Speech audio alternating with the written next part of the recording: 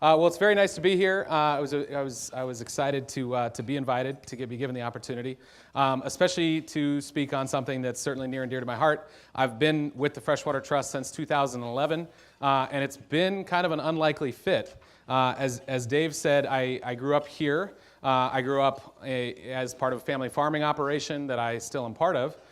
Ran off across the country to get an economics degree. I didn't really have a big vision for what industry or sector I wanted to get into, and ended up in commodities trading and logistics right out of school from Morgan Stanley, and the commodity specifically was petroleum, which makes it really weird that now I'm here on behalf of an environmental NGO speaking to a bunch of environmental sector folks. But it's been a fantastic journey, and essentially every day I get to learn from folks that started their careers a little bit more on target with exactly what resonated for them. A lot of fish biologists, plant ecologists, environmental scientists of many different stripes.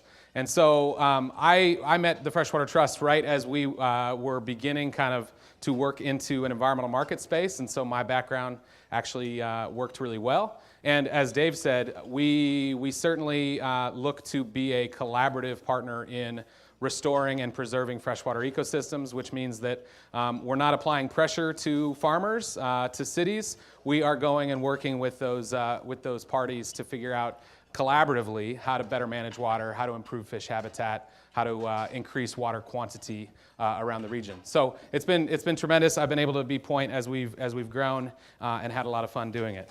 So I would love to not only talk about the Freshwater Trust today, but also some of the big themes that we're seeing in the environmental sector, and certainly give kudos to a bunch of you folks who are part of this thriving ecosystem of environmental professionals.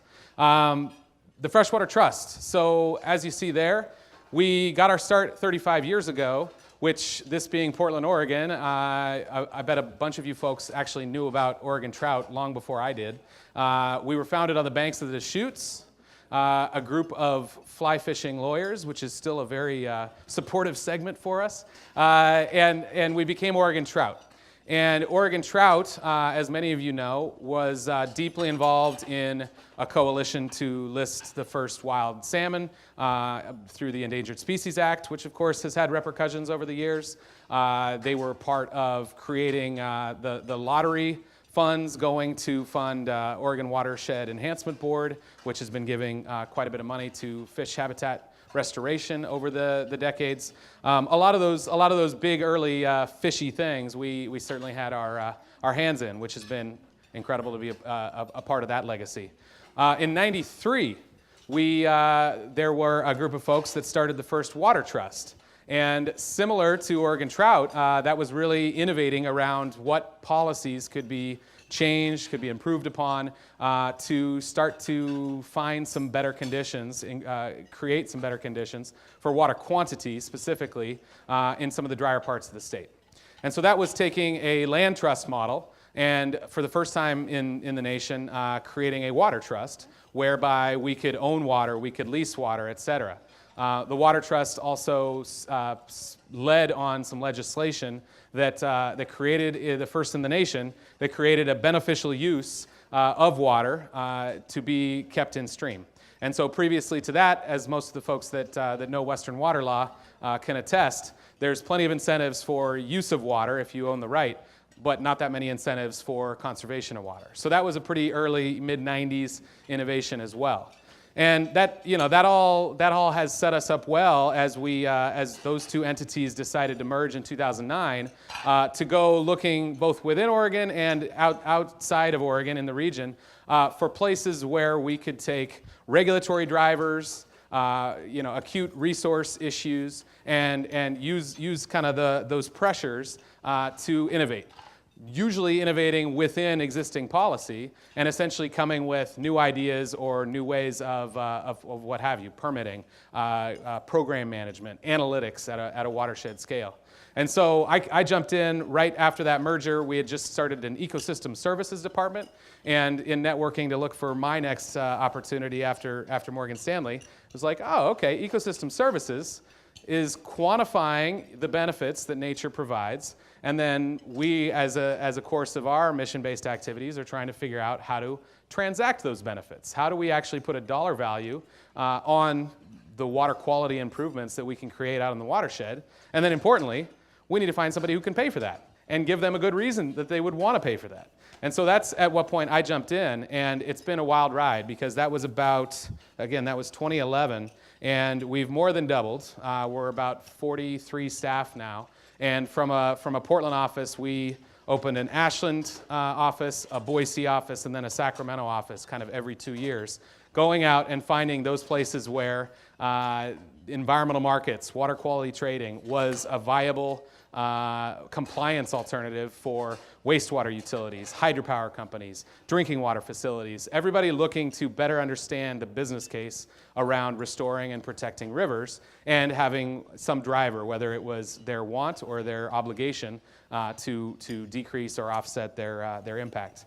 And so that's now really ingrained, I think, into the culture of our nonprofit, and certainly what keeps me around and coming into work every day is this is a nonprofit that sees its part in the space to do research and development, to do policy innovation, to work with regulators and utilities and municipalities and farmers and figure out ways to create connectivity in how we manage water and improve overall the health of our rivers.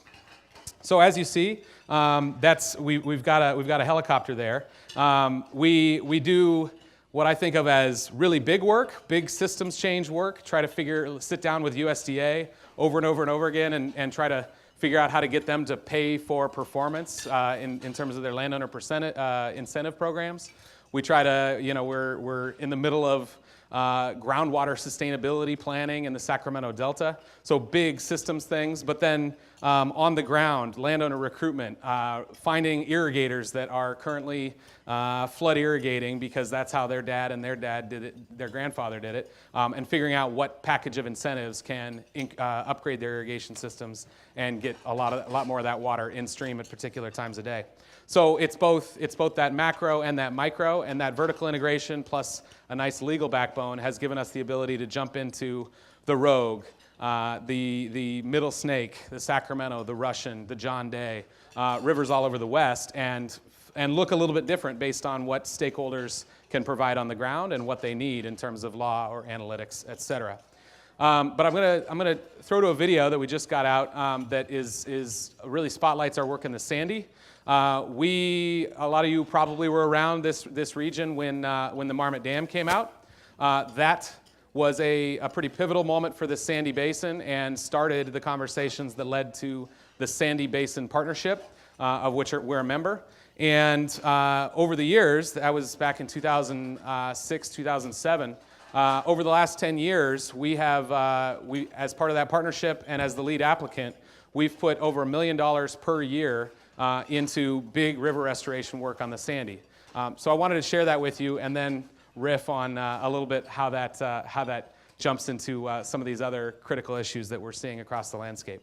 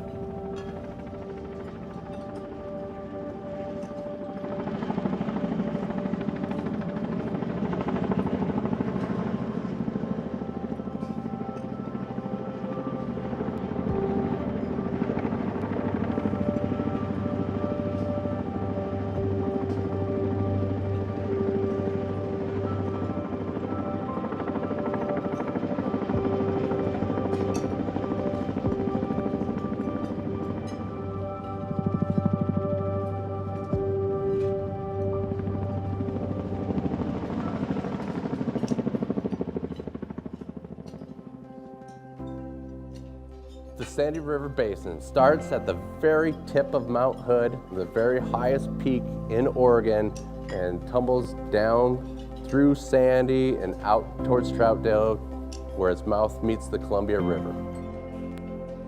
Following the '64 flood, to reduce flood risks, the Corps of Engineers and other government entities came into the Sandy River and diked the floodplains and took large wood and boulders out of the river. The thinking at the time was the quicker you could get water off the mountain, the less flood risk there'll be. That had detrimental impacts to flooding, and it also had really bad impacts to fish and fish habitat. So the Sandy River Basin Partners formed in 1999. They came together, comprised about a dozen different groups with one shared objective, and that's to restore habitat to benefit salmon and steelhead.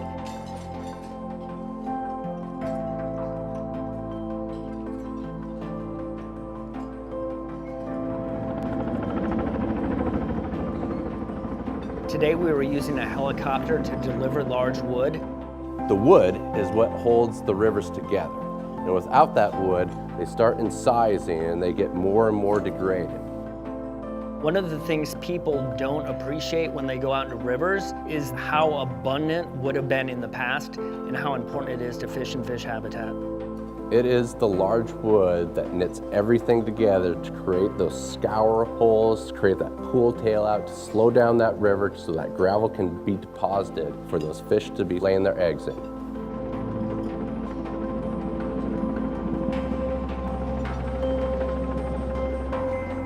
We're actively putting wood back into the streams. During a super tight in-water work window, we have over 2,000 pieces of wood going into these rivers to restore them. It's large wood that's kegged up in there that really creates nooks and crannies that juvenile salmon steelhead rely on to complete their life history.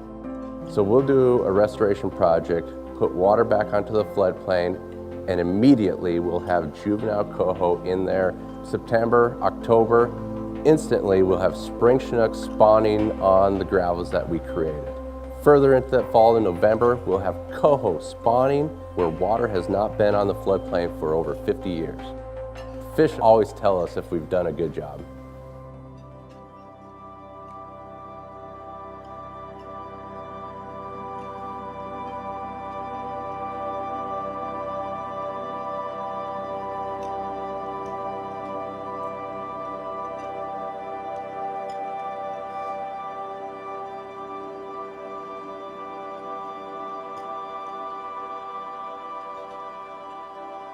We have set up Still Creek to let the natural processes take over. Being done with Still Creek is a big deal because it confirms that we're on the right track. It is something that provides momentum to continue work in the Sandy Basin.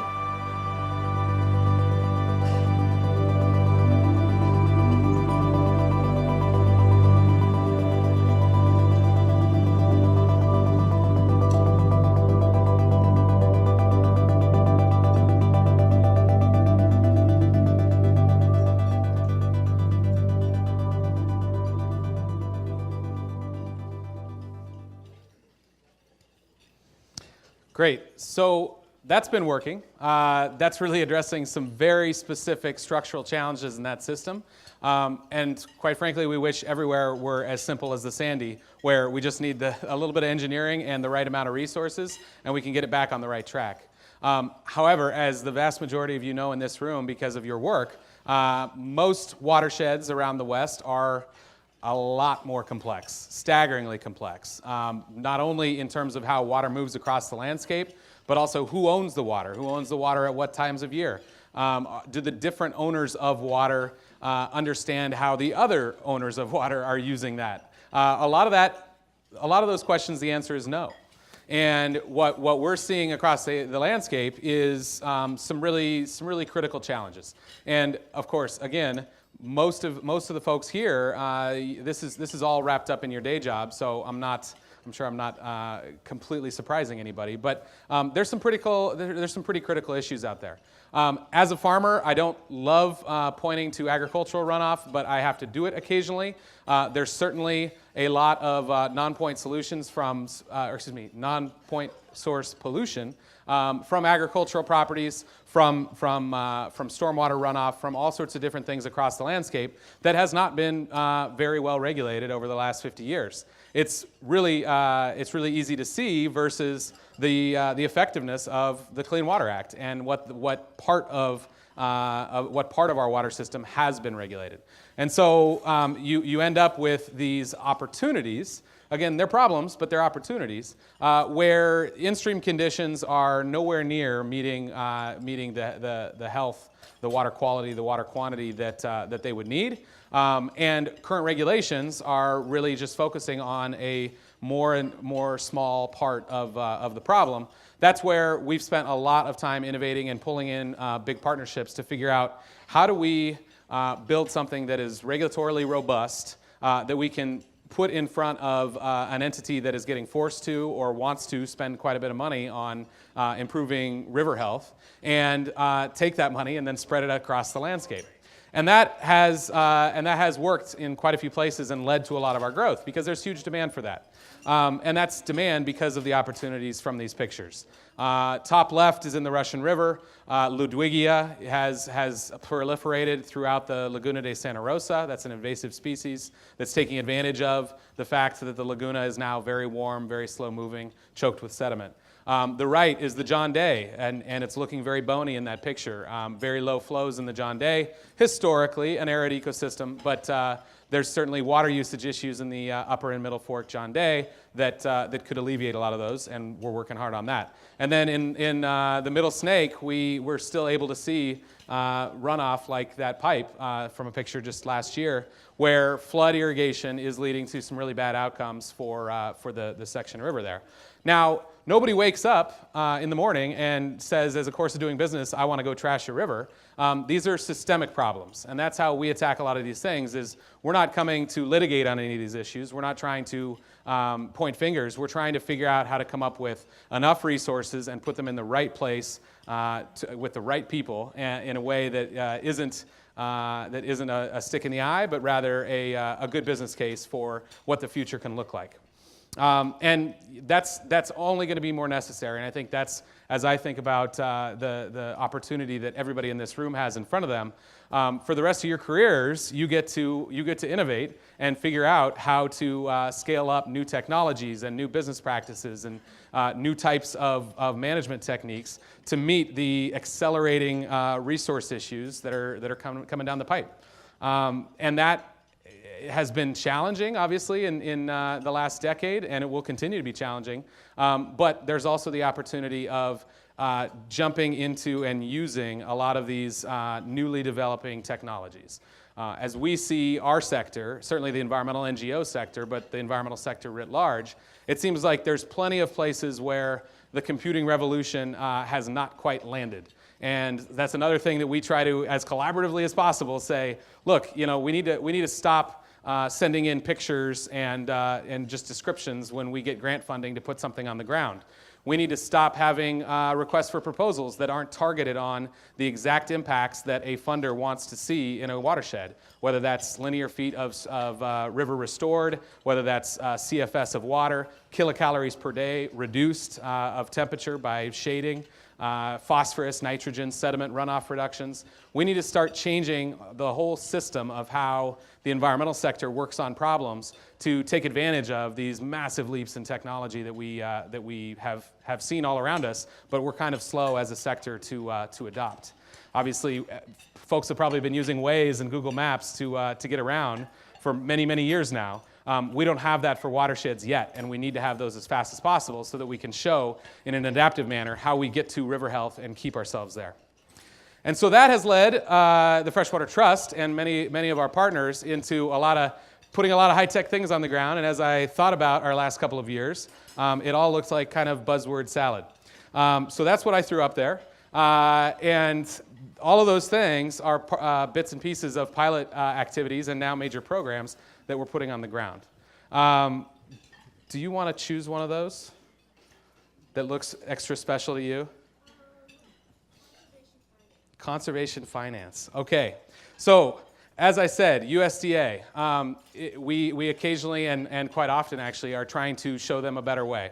The USDA, United States Department of Agriculture, is the biggest funder of conservation activities in the world ever, every single year.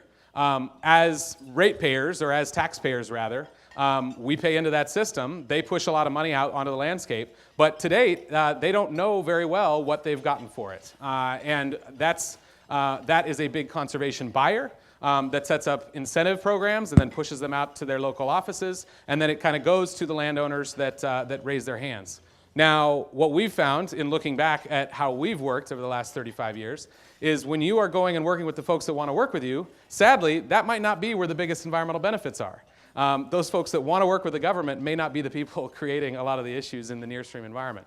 So a lot of what we're now using technology to do is better prioritize where those conservation incentives need to go so that we're not talking to the people that we don't need to talk to and we're only spending money where we are. And so conservation finance is going and saying to USDA, here's a better way to spend $100 million.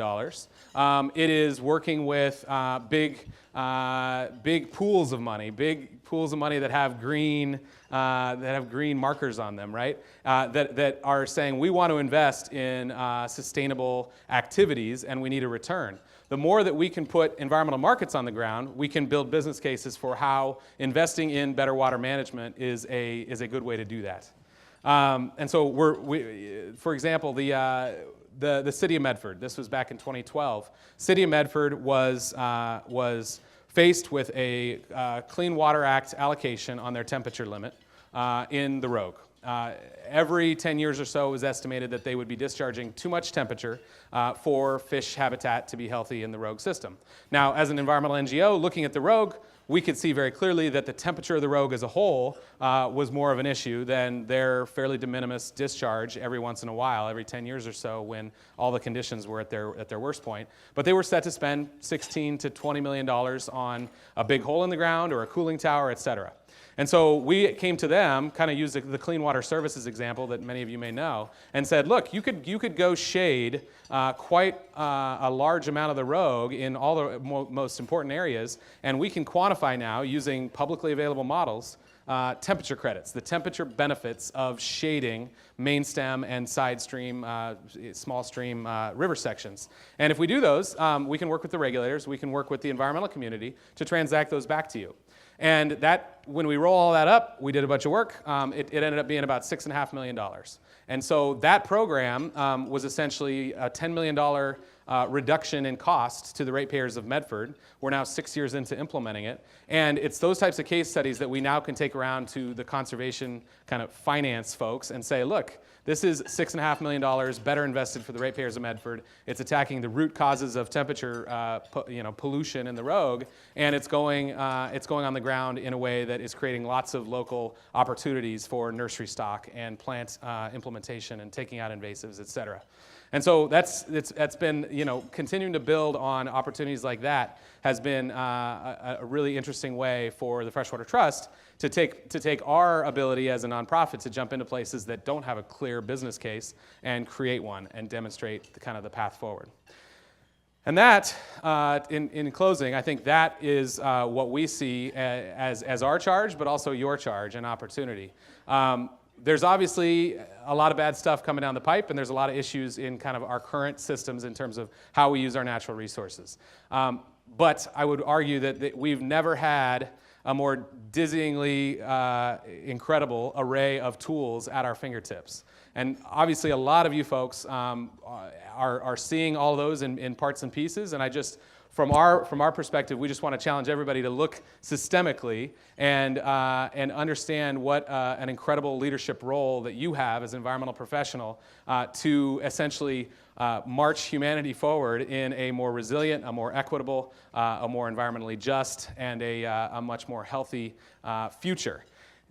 There's plenty. I'm sure you have plenty of friends and family. I do that are not in the environmental sector. I've got friends trading big bonds, and I got friends trying to figure out how to do better delivery from restaurants. And those are interesting things. Selling shoes, et cetera. Right? Those are interesting. The environmental community is, I would wager, a lot more interesting because we get to see what the next 50 years are going to look like. We can interpret data in a much more clear-eyed way than an average citizen, and that means that we can kind of skate to where the puck is going, to use that allegory. We can see what's coming down the pipe and interpret those things faster than other sectors, and that gives us tremendous opportunities and responsibilities to be leaders for not only this nation but for the world. That's how we look at our charge as a nonprofit, and obviously this ecosystem of people that is here at launch. Hopefully you see that as your charge as well, because you can innovate within policy, within technology, within systems, and lead us into that sustainable future. So thank you very much for your time, and I'll take some questions right after this. Thanks.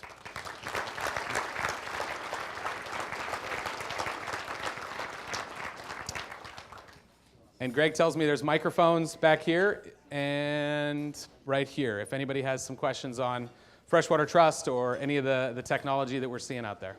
Thank you. Greg's got one. Greg asked about the Deschutes. So we were formed on the banks of the Deschutes. We planted, even back in 2006, I think we planted 100,000 trees back there. Right now, we're still on the sidelines. We are a signatory to the Pelton Round Butte upgrade. There's a temperature control structure, and so we're just part of a stakeholder group that is looking at some of the poor conditions that have been created over the last 4 or 5 years, but then also we're gauging how our analytical systems might be able to help solve some problems there. So we're talking to some stakeholders and essentially seeing if the timing's right for the Freshwater Trust to provide some more value back in the Deschutes.